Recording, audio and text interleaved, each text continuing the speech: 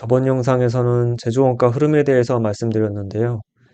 이번에는 원가 시스템을 가지고 제조 원가 흐름이 실제로 어떻게 구현되는지 보여드리겠습니다. 먼저 기준 정보부터 설정을 해줘야 됩니다.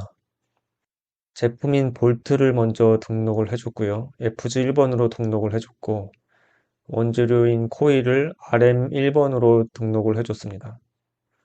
그리고 비용을 기표할 코스트 센터들을 등록을 해줬고요. 또 비용을 입력할 계정 과목들을 등록해 줬습니다. 그 옆에는 원가 요소가 보이는데요. 이 원가 요소는 계정 과목의 상위 그룹이라고 보시면 됩니다. 예를 들어서 계정 과목에 급여와 퇴직급여가 있으면요. 원가 요소에서는 하나로 묶어서 노무비로 정의합니다. 배부 기준은 어떤 기준으로 배부할지 정의하는 항목이고요. 배부 사이클은 지금 저희가 비용을 제조 공통에서 제조 간접 코스트 센터로 한 단계 배부했고, 또 제조 간접 코스트 센터에서 제조 직접 코스트 센터로 두 단계로 배부를 했습니다. 그래서 사이클 레벨이 1, 2로 나눠져 있고요. 한번 살펴보면 어떤 코스트 센터의 비용이 어디로 배부가 되었는지, 또 배부 기준은 무엇이고 배부율은 어떻게 되는지를 설정할 수 있게 구성되어 있습니다. 예를 들면 제조 공통의 감가상각비 만원은 사용 면적으로 7대3으로 배부한다라고 말씀을 드렸는데요. 샌더 코스트 센터인 제조 공통에서 감가상각비를 면적 기준으로 생산팀과 개발팀의 7대3의 비율로 배부한다. 이렇게 말씀드릴 수가 있죠. 네, 그리고 구매 거래처, 판매 거래처들을 입력을 해주고요. 다음은 거래 내역을 등록해 주도록 하겠습니다. 거래 내역 같은 경우는 지금 기초 재고 내역부터 등록을 해줘야 되는데요. 원재료 코일의 경우에 기초가 100kg에 단가 100원에서 만원어치 있었고요. 그리고 생산오더 2번에 기초 제공 1000원어치 있었고, 제품의 기초 재고 1000개에 단가 45원에서 45,000원어치 있었습니다. 그래서 기초 재고 잔액을 확인해 보면 원재료 기초 재고 100kg에 총 만원어치 있었고요. 그리고 제품 FG1번에 생산 오더 2번 제공이 기초 제공이 1000원어치만큼 남아 있었고, 그리고 제품 FG1번에 1000개에 45,000원어치 기초 제품이 남아 있었습니다. 원래 이 45,000원이 전체 계정에 다 뿌려져야 되는데요. 계산의 편의상 원재료에 넣었습니다. 그리고 구매 주문을 보면 원재료 구매에 총 300kg을 단가 150원에 45,000원어치 샀고요. 구매 주문 1번에 원재료 150원에 300kg 사서 45,000원 이렇게 등록을 해줬습니다.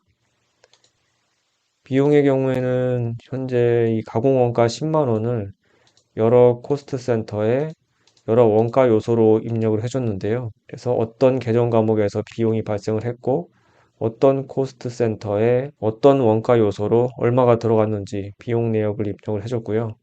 생산 주문 같은 경우는 현재 생산 오더 1번에 1000개 생산하기로 했는데 1000개 다 완성했고요. 생산 오더 2번은 2000개 생산하기로 했는데 1500개만 생산하고 기말 제공이 남았습니다. 그래서 생산 주문에 1번은 계획 수량 1000개에 생산 수량 1000개, 생산 오더 2번은 계획 수량 2000개에 생산 수량 1500개, 마감이 안 된 것으로 표시가 되어 있습니다. 생산 오더 2번만요. 재료 투입 내역을 보시면 이 원재료가 생산 오더 1번에 100kg, 생산 오더 2번에 200kg 이렇게 투입이 됐죠. 100kg에 200kg. 그래서 각각 오더별로 100kg 투입된 거, 200kg 투입된 거 입력을 해줬고요. 공정 투입 내역은 이 해당 생산 오더에서 이 제품이 만들어지기 위해서는 어떤 설비를 거쳤고 해당 설비에서 몇 분 동안 작업이 됐는지 내역을 입력을 해줍니다. 그래서 생산 오더 1번은 소형 설비에서 100분, 포장 설비에서 30분 작업을 했고요. 생산 오더 2번에서는 소형 설비 200분, 포장 설비 70분 이렇게 작업을 했습니다. 그래서 각각 생산 오더 1번에 100분 30분, 생산 오더 2번에 각 설비에서 200분 70분 이렇게 입력을 해줬습니다. 그리고 제품을 15만 원어치를 팔았습니다. 여기 보시면 제품을 15만 원어치 팔았다고 가정을 했는데요. 그래서 판매 단가 50원에 3,000개 팔았다 이렇게 등록을 해줬습니다. 그리고 마지막으로 제품 기타 출고가 하나 있었죠. 샘플로 100개 출고된 내역이 있었습니다. 이렇게 해서 거래 내역 등록을 다 해줬습니다. 이런 거래 내역들은 ERP나 회사에서 관리하는 엑셀 파일을 보시고 등록하시면 되는데요. 직접 하나씩 입력하실 수도 있고 또 엑셀 업로드로 한 번에 등록하실 수도 있습니다. 기준 정보 같은 경우는 한 번 입력해두면 거의 바꿀 일이 없는데요. 거래 내역도 거의 비슷한 내역에서 숫자만 바꾸면 되니까 큰 부담이 되지는 않으실 겁니다.